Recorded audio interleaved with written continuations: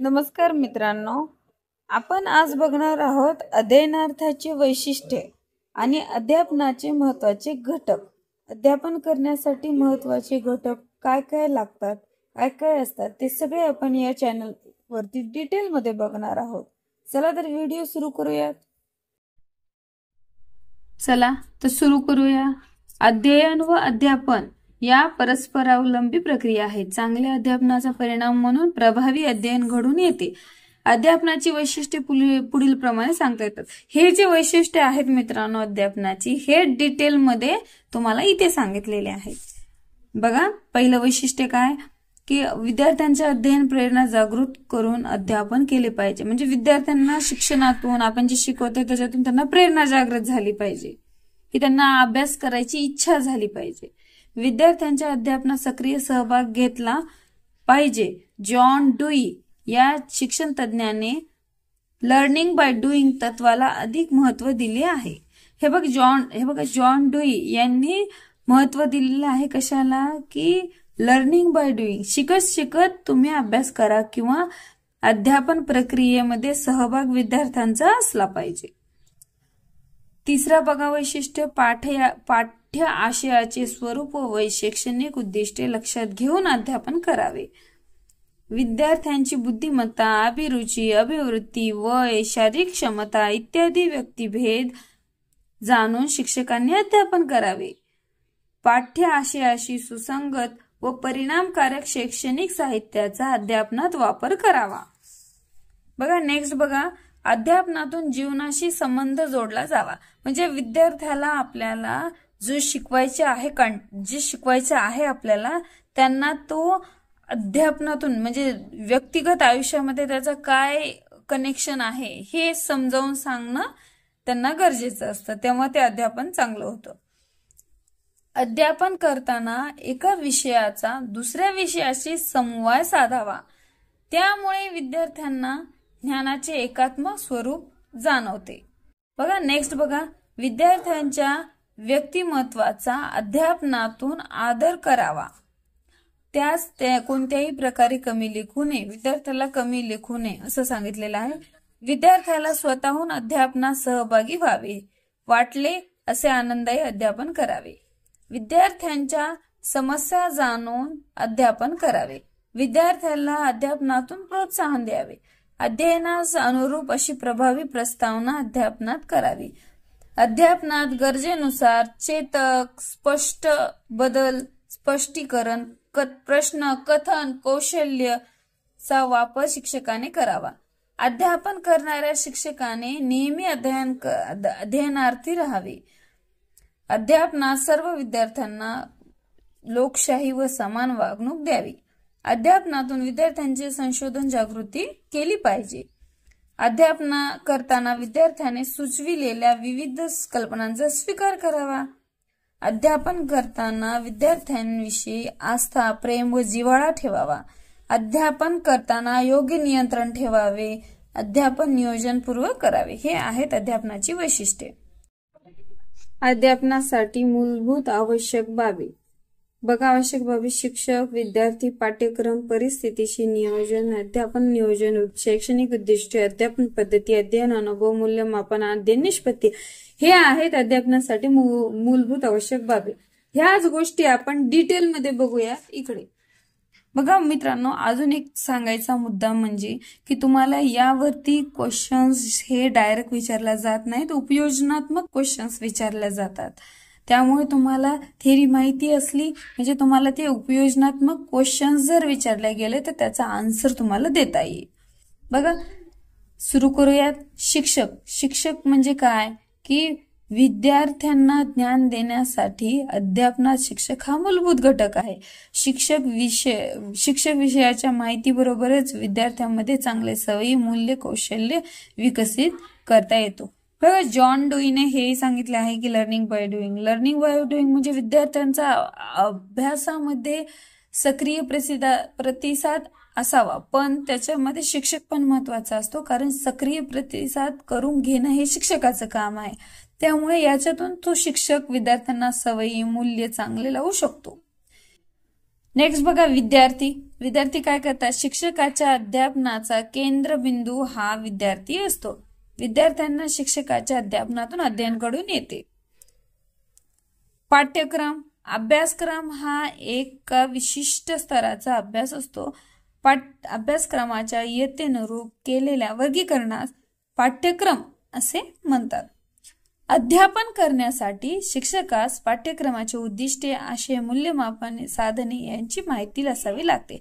हे बघा, जेव्हा पाठ्यक्रम शिक्षक शिकवतात तेव्हा त्या आशय महत्वाचा असतो. त्या आशयाला अनुरूप शिक्षकांनी पूर्वज्ञान मुलांना किती आहे हे समजून घेणं आणि त्याला जो आशय आहे तो व्यवस्थित त्याचं अध्यापन करणं. मग मुलांपर्यंत ते अध्यापन केलंय की नाही, त्यांचं अध्ययन संक्रमण झालंय की नाही हे बघण्यासाठी मूल्यमापन करणं. मूल्यमापन करणं म्हणजे थोडेफार क्वेश्चन लेसन शिकवून झाल्यानंतर क्वेश्चन्स विचारणे, त्यांना किती समजले हे त्याच्यातून आपल्याला समजतं. अध्ययन परिस्थिती. अध्यापनादरम्यान शिक्षक व विद्यार्थी यांच्यामध्ये निर्माण होणाऱ्या संबंधांतून अध्ययनविषयक परिस्थितीची निर्मिती होते. विद्यार्थी शिक्षकांना प्रश्न विचारून विषयाच्या संकल्पना समजावून घेतात. अध्यापन नियोजन. अध्यापन करण्यापूर्वी शिक्षक पाठ्यक्रम, उद्दिष्टे, पाठ्यघटक, अध्यापन पद्धती, विद्यार्थी वयोगट, शैक्षणिक साधनांचा उपलब्धता इत्यादी बाबी लक्षात घेऊन अध्यापनाचे नियोजन करतात. शैक्षणिक उद्दिष्टे. शैक्षणिक उद्दिष्टांच्या प्राप्तीसाठी शिक्षक हे विविध अध्ययन अनुभवाची निवड अध्यापनात करतात. अध्यापन पद्धती, साधने व सूत्रे. हे अध्यापन पद्धती खूप महत्वाचा टॉपिक आहे मित्रांनो. याच्यावरती मोस्टली क्वेश्चन्स विचारले जातात. पाठ्य आशयाचे स्वरूप, विद्यार्थ्यांच्या वयोगट व प्राप्त परिस्थिती यांचा विचार करून शिक्षक अध्यापनासाठी योग्य अध्यापन पद्धती, साधने व सूत्रे याचा वापर करतात. अध्ययन अनुभव. एडगर डेलच्या अनुभव शंकूनुसार विद्यार्थी पाहण्यातून 83%, ऐकण्यातून शिकतेत 11%, स्पर्श ज्ञानातून 3.5%, गंध ज्ञानातून 1.5%, रसज्ञानातून 1% शिकत असतो. तेव्हा शिक्षकाने अध्ययन अनुभव देण्यासाठी याचा विचार करणे आवश्यक आहे. नंतरची स्टेप आहे मूल्यमापन.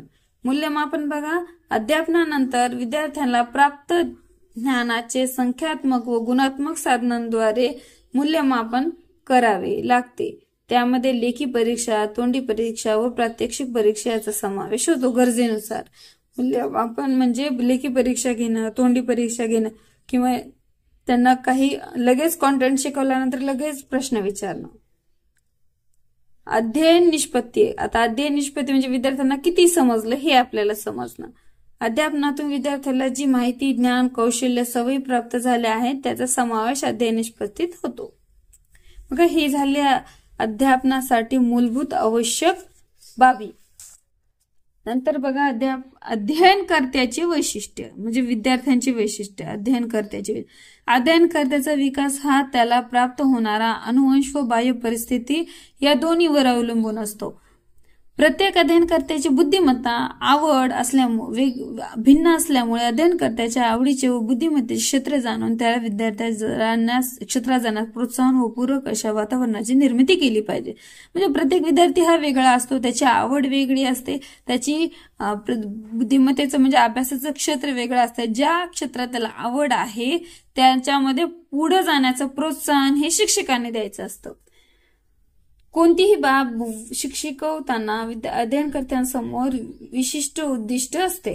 अध्ययनकर्त्यामध्ये जिज्ञासा व कुतूहल हे जेवढे अधिक तेवढी अधिक माहिती मिळवतो. अध्ययनकर्ता 2 किंवा अधिक वस्तूंमध्ये साम्य व भेद यांची गुणवैशिष्ट्ये व वेगळेपणा जाणून संकल्पना निर्मिती करत असतो. अध्ययनकर्त्याच्या प्रगतीवर कौटुंबिक व सामाजिक वातावरणाचा परिणाम होतो. अध्ययनकर्त्यास मिळणारे प्रेम व सहानुभूती यावर भावनिक विकास अवलंबून असतो.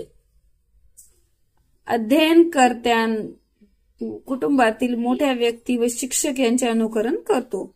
अध्ययनकर्त्यास कृतीयुक्त शिक्षण दीर्घकाळ लक्षात राहते.